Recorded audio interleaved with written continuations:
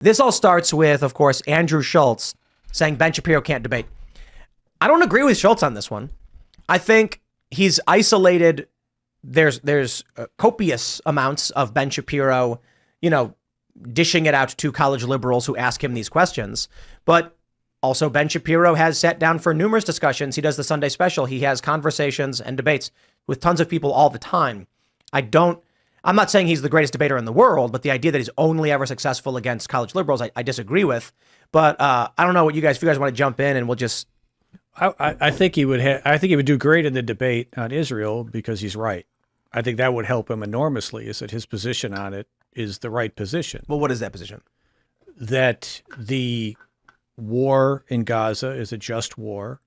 That the only moral outcome of the war is, and I'm going to use this word deliberately, is the extermination of Hamas, and that those who are calling for ceasefires, those who are blaming, like these aid workers, is Israel, did they make a mistake? Are they responsible for that mistake? Yes.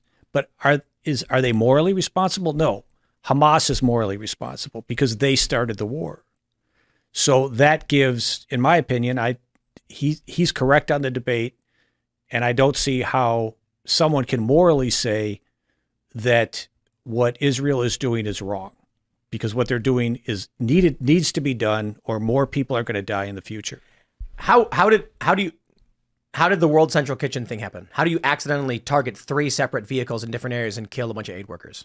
I don't know, but if you start a war, which is what Hamas did, innocent people are going to die. I don't think for a second that Israel targeted innocent people. Number one, why would they?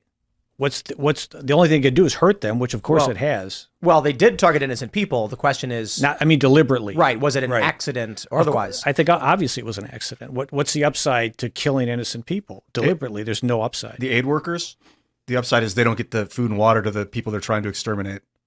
But if they kill those people, there's all kinds of stuff going in there to help the people in Gaza, to help the civilians, we hope.